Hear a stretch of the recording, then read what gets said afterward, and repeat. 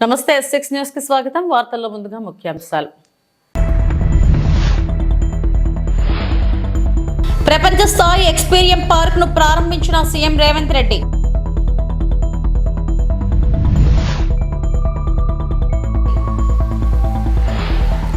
రేపే ఇస్రో 100వ ప్రయోగం, count time షురూ.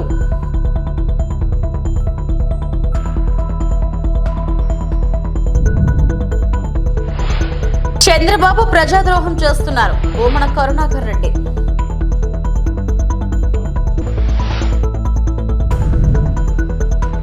రంగారెడ్డి జిల్లా ప్రొద్దుటూరులో ప్రపంచ స్థాయి ఎకో ఫ్రెండ్లీ ఎక్నిపిరియం పార్క్ ను సీఎం రేవంత్ రెడ్డి ప్రారంభించారు.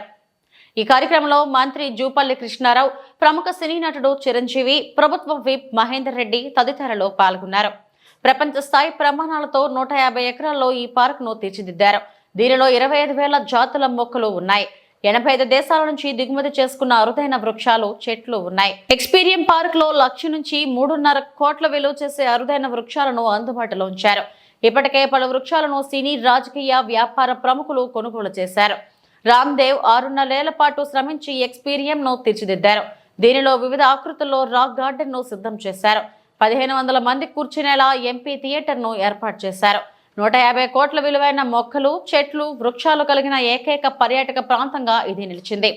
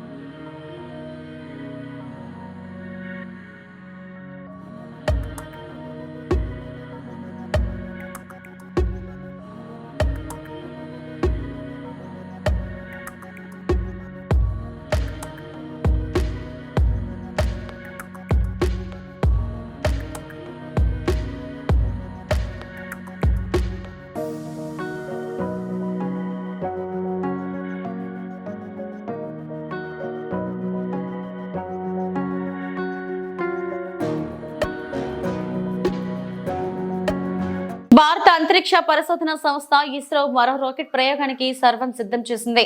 ఈ నెల 29న శ్రీహరికోటలోని షార్ నుంచి తన 100వ ప్రయోగమైన GSLV F-15 రాకెట్ ను రోదసిలోకి పంపనుంది.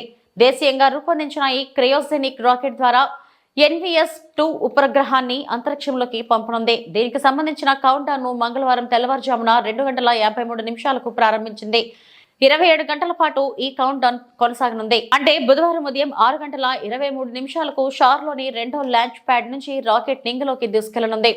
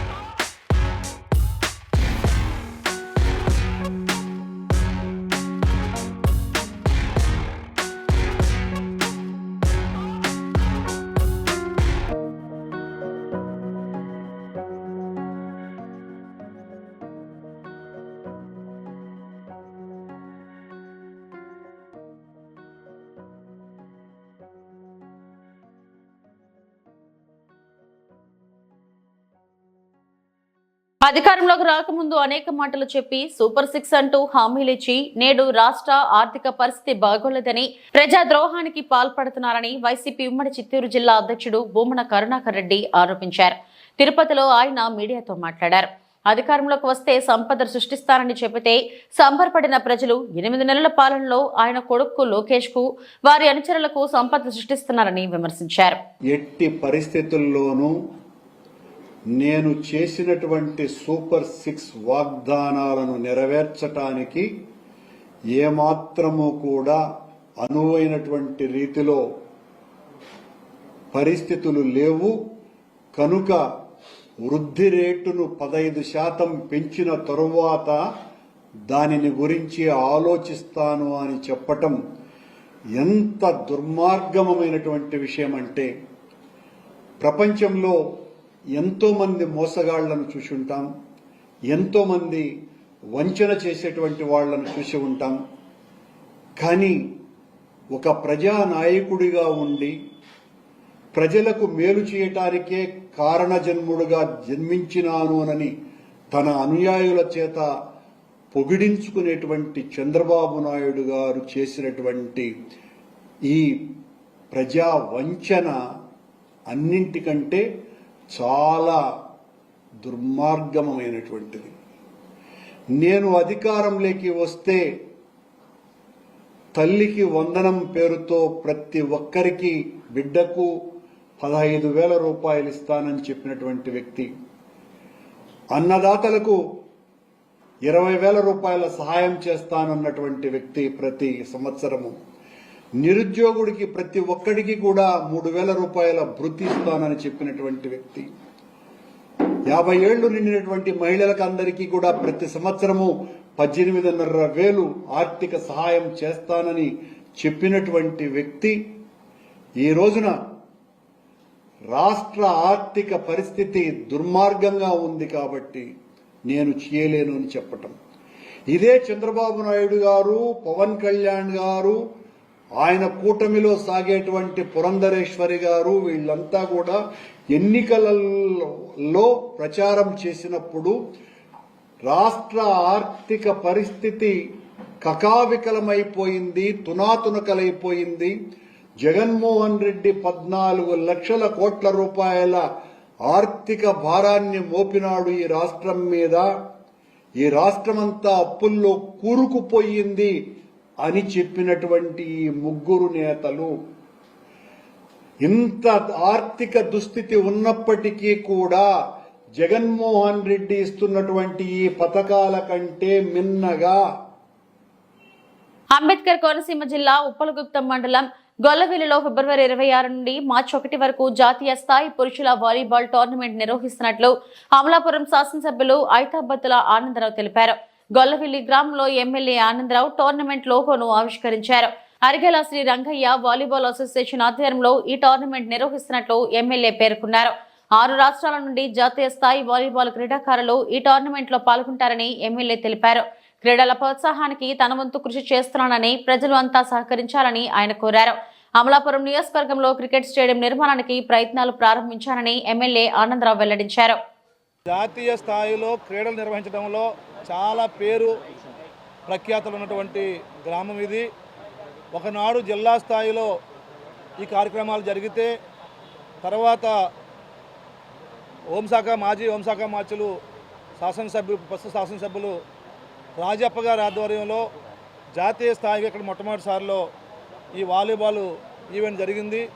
తర్వాత వైసీపీ ప్రభుత్వం తర్వాత 5 ఏళ్ళు గ్యాప్ తర్వాత మళ్ళీ ఇప్పుడు కూటమి వచ్చిన తర్వాత మళ్ళీ ఆగిపోయినటువంటి కార్యక్రమాన్ని తిరిగి నిర్వహించాలని దేశంశెట్టి లక్ష్మీనారాయణ గారు, అరిగెల నానాజీ గారు ముందుకొచ్చి గ్రామస్తులందరూ అనుకుని ఈరోజు మరో గొప్ప కార్యక్రమాన్ని తిరిగి మళ్ళీ ప్రారంభిస్తున్నందుకు వారిని అభినందిస్తూ, ఏదైతే ఈరోజు శ్రీ అరిగెల శ్రీరంగయ్య గారు పేరు మీద వారి మెమోరియల్ ట్రస్ట్ మీద జాతీయ స్థాయి మెన్ వాలీబాల్ నిర్వహిస్తూ 6 రాష్ట్రాల నుంచి 6 టీములు వచ్చి డే అండ్ నైట్ మ్యాచ్లు ఆడి 4 రోజుల పాటు ఈ కోనసీమ ప్రాంత ప్రజలందరినీ అలరించబోతున్నారు.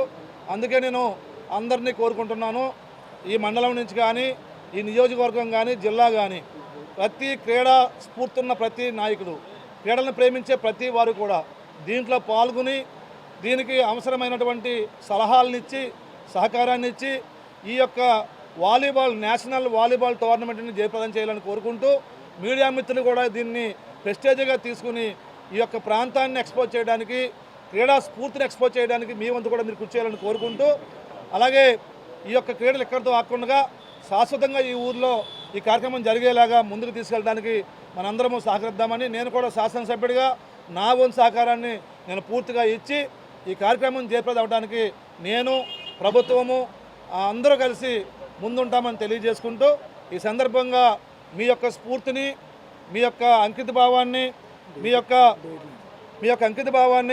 మీ యొక్క స్ఫూర్తిని, ఈ కమిటీ యొక్క గొప్పతనాన్ని అభినందిస్తూ మరి ఫిబ్రవరి 26, 27, 28 ఈ 3 రోజుల్లో మార్చి 1 మళ్ళీ ఈ 4 రోజుల్లో జరిగే ఈ ఈవెంట్లన్నీ కూడా జయప్రదం చేయాలని ప్రతి ఒక్కరిని పేరు పేరున కోరుకుంటూ ఇప్పుడు ఎంతమంది అయితే వచ్చారో ఇంకా ఎవరైతే నెల్లూరులో అక్రమ బిల్డింగ్ అని కోల్చేసిన భవన యజమానులు బాలకృష్ణారెడ్డి కుటుంబ సభ్యులను జిల్లా వైఎస్ఆర్సీపీ జిల్లా అధ్యక్షుడు కాకాని గోవర్ధన్ రెడ్డి, నగర ఇన్ఛార్జ్ ఎమ్మెల్సీ చంద్రశేఖర్ రెడ్డితో కలిసి పరామర్శించారు. ఈ సందర్భంగా గోవర్ధన్ రెడ్డి మాట్లాడుతూ మంత్రి నారాయణ చేస్తున్న పనులు దుర్మార్గంగా ఉన్నాయని, అధికారులు నారాయణ చెప్పినట్లు చేస్తే మీకు ఉద్యోగాలు లేకుండా పోతాయని అన్నారు. అలాగే చంద్రశేఖర్ రెడ్డి మాట్లాడుతూ మంత్రి నారాయణ అవలంబిస్తున్న విధానాలు చాలా ఘోరంగా ఉన్నాయని, పొగతోటలో డాక్టర్లను వేధించడం ఎప్పుడూ చూడలేదని అన్నారు. కార్యక్రమంలో పెద్ద సంఖ్యలో నాయకులు, కార్యకర్తలు, అభిమానులు పాల్గొన్నారు.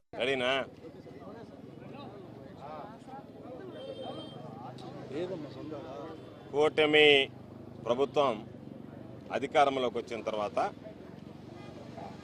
విధ్వంసకరమైనటువంటి పరిపాలనకు శ్రీకారం చుట్టి ప్రతినిత్యం వైఎస్ఆర్ కాంగ్రెస్ పార్టీ శ్రేణుల మీద దాడులు, దమనకాండ కొనసాగించేటువంటి నేపథ్యంలో దానికి పరాకాష్ఠగా ఈరోజు పాపం సోదరుడు బాలకృష్ణారెడ్డి ఉండేటువంటి ఇంటిని కూల్చివేయడం జరిగింది. వాళ్ళ తండ్రి పెద్దాయన సుబ్బారెడ్డి గారు 40 సంవత్సరాలుగా ఇక్కడ నివాసం ఉంటున్నాడు. ఇంటికి సంబంధించి 80 సంవత్సరాల డాక్యుమెంట్లు ఉన్నాయి, చేతులు మారాయి. ఈరోజు వాళ్ళ దాంట్లో ఉన్నటువంటి ఇంటిని పునర్నిర్మించుకున్నారు. పునర్నిర్మించుకుని కూడా దాదాపు 6-7 మాసాలుగా ఈ కార్యక్రమం కొనసాగింది. ఈరోజు చంద్రబాబు నాయుడు చెప్తున్నాడు, నేను సంపద సృష్టిస్తాను అని చెప్పి ఒక వ్యక్తి 6 కాలం కష్టపడి ఆ కుటుంబం ఒక ఇల్లు నిర్మించుకుంటే దాన్ని కూల్చివేస్తే ఇది నేషనల్ వేస్టేజ్ అవుతుందా, సంపద సృష్టి అవుతుందా అనేటువంటిది కూటమి ప్రభుత్వంలో ఉండేటువంటి పెద్దలు చంద్రబాబు నాయుడు చెప్పాల్సినటువంటి అవసరం ఉంది. కాబట్టి కక్ష సాధింపులకు పాల్పడతాం, ఒక పద్ధతి పాడు లేకుండా మా ఇష్టారాజ్యంగా వ్యవహరిస్తామని చెప్పి ఈరోజు ఈ ప్రాంతానికి సంబంధించి మున్సిపల్ శాఖ మంత్రిగా ఉన్నటువంటి నారాయణ గారు, నోడా చైర్మన్గా ఉన్నటువంటి కోటమిరెడ్డి శ్రీనివాసరెడ్డి గారు మా ఇష్ట ప్రకారం మేము వ్యవహరిస్తాం, మాకు ఎవరు వ్యతిరేకంగా ఉంటే వాళ్ళు ఇల్లు కూల్చేస్తాం, మాకు అనుకూలంగా ఉన్నటువంటి వాళ్ళని వదిలేస్తామన్నట్టుగా ప్రవర్తించడం సరైనటువంటి పద్ధతి కాదు. కాబట్టి నారాయణ తెలుసుకోవాల్సింది, ఈరోజు పరిపాలన అంటే స్కూళ్ళు నడపడమో కాలేజీలు నడపడమో కాదు. ఈరోజు పరిపాలన అంటే ప్రజలందరి చేత ఈరోజు ఎవరైతే నీకు ఓట్లు వేశారో, ఎవరైతే నిన్ను శాసనసభ్యుడిగా గెలిపించారో, నువ్వు శాసనసభ్యుడిగా ఈ ప్రాంత ప్రజలు ఆశీస్సులు అందించబట్టి గెలిచి మంత్రి అయ్యావు. కాబట్టి అటువంటి నేపథ్యంలో నా ఇష్టారాజ్యంగా వ్యవహరిస్తానంటే ఈరోజు పాప రకరకాలైనటువంటి జీవోలు తెస్తున్నాడు నారాయణ. ఒక జీవో కూడా తీసుకురా, వైఎస్ఆర్ కాంగ్రెస్ పార్టీకి సంబంధించినటువంటి కొట్టేస్తాం, తెలుగుదేశం పార్టీ వాళ్ళు జోలికి పోమని చెప్పి జీవో తెస్తే అదేనా తెస్తే బాగుంటుంది తప్ప అవన్నీ పక్కన పెట్టి ఇదేమో మీ జాగీర్లాగా మీ ఇష్ట ప్రకారం మీకు ప్రజలు ఓట్లు వేసి గెలిపించింది మీకు ప్రజలకు సేవ చేయమని కానీ మిమ్మల్ని జాగీర్లాగా ఏలమని కాదు. కాబట్టి మీరు అనుకుంటున్నారేమో మా ఇష్ట ప్రకారం మేము ఏలతాం, మా ఇష్ట ప్రకారం మేము ఈరోజు చేస్తామని చెప్పి పాపం ఇది ఇప్పటికే న్యాయస్థానంలో ఉంది. న్యాయస్థానంలో ఒకసారి సమీక్షిస్తున్నప్పుడు దాన్ని న్యాయ పరిధిలో ఉన్నప్పుడు దీనికి సంబంధించినటువంటి దాంట్లో న్యాయస్థానాల పరిధిలో ఉన్నప్పుడు వాటన్నిటిని అతిక్రమించి ఈరోజు కోర్టును కూడా లెక్క చేయకుండా మీ ఇష్టారాజ్యంగా వచ్చి వాళ్ళని దౌర్జన్యంగా అక్కడి నుంచి తరలించి వాళ్ళ సామాన్. తిరుమల శ్రీ వెంకటేశ్వర స్వామి వారిని ఇస్రో శాస్త్రవేత్తలు దర్శించుకున్నారు. మంగళవారం ఉదయం వీఐపీ విరామ సమయంలో స్వామివారి సేవలో పాల్గొని మొక్కులు చెల్లించుకున్నారు. GSLV F-15 నమూనాను శ్రీవారి పాదాల చెంత ఉంచి ప్రత్యేక పూజలు నిర్వహించారు. దర్శనానంతరం రంగనాయకుల మండపంలో వేద పండితులు వేదాశీర్వచనం అందించగా ఆలయ అధికారులు స్వామివారి తీర్థ ప్రసాదాలు అందజేశారు.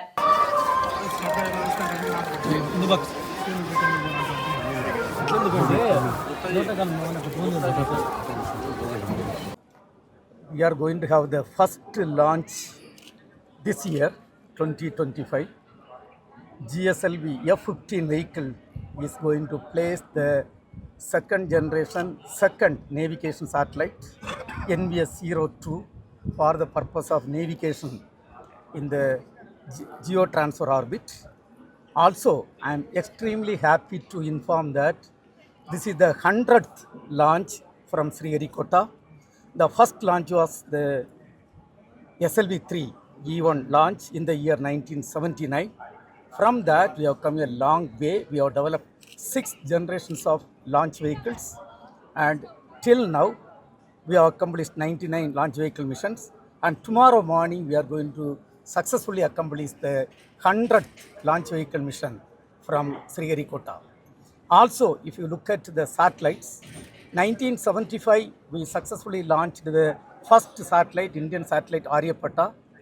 From that, we have come a long way. We have developed a lot of technologies, a lot of satellites, and we are going to place the 131st satellite tomorrow in the orbit for both restricted and civilian usage.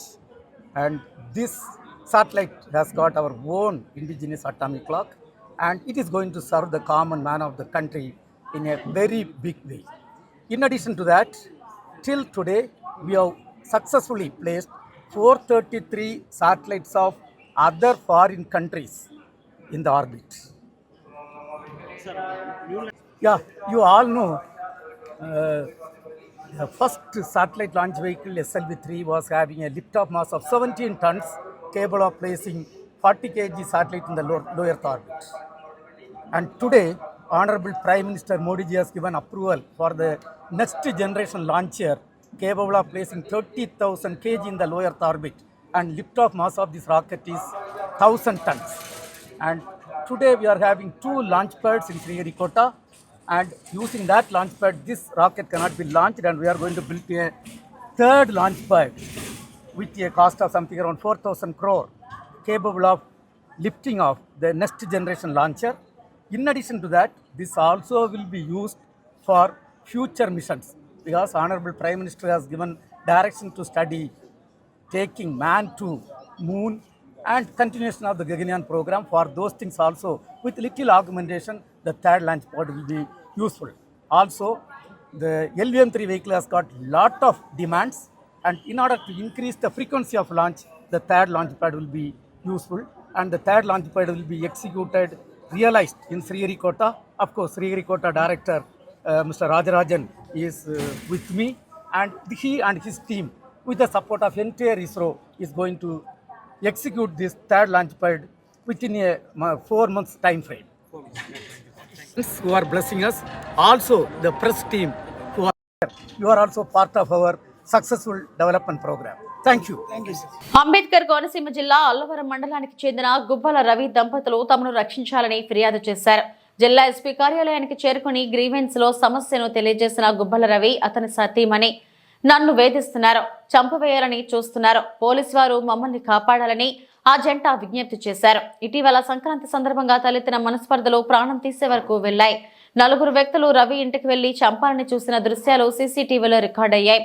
పోలీసులు నిర్లక్ష్య ధోరణి విడిచి తక్షణం తమకు రక్షణ కల్పించాలని వారు జిల్లా ఎస్పీ ఆఫీస్ ఎదుట విజ్ఞప్తి చేశారు. నమస్తే అండి, నా పేరు గుబ్బల చిన్నారి, మాది అల్లవరం మండలం కోడూరుపాడు గ్రామం, గుడ్డివాంచం దగ్గర మా ఇల్లు అండి. మొన్న మధ్యాహ్నం ఎవరో తెలియదు 4 వచ్చి ఏడి నీ మొగుడేడి ఎక్కడున్నాడు అది ఇది అని చెప్పేసి పెద్ద పెద్ద కేకలు వేశారండి. చేతిలో రాడ్లు అవి కూడా ఉన్నాయి.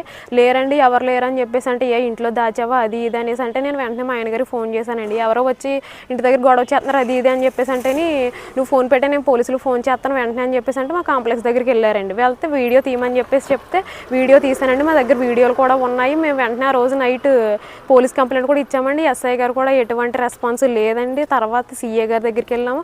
ఇప్పటి వరకు కూడా మాకు ఎటువంటి రెస్పాన్స్ లేదండి. ఆ రోజు నైట్ కూడా ఎవరో తాగేసి వచ్చారండి. తాగేసి వచ్చి తలుపులు అయ్యి బాతుంటే మేము వెంటనే పోలీసులు ఫోన్ చేస్తా ఆయన వచ్చి తీసుకెళ్లారండి, కానిస్టేబుల్ వచ్చి.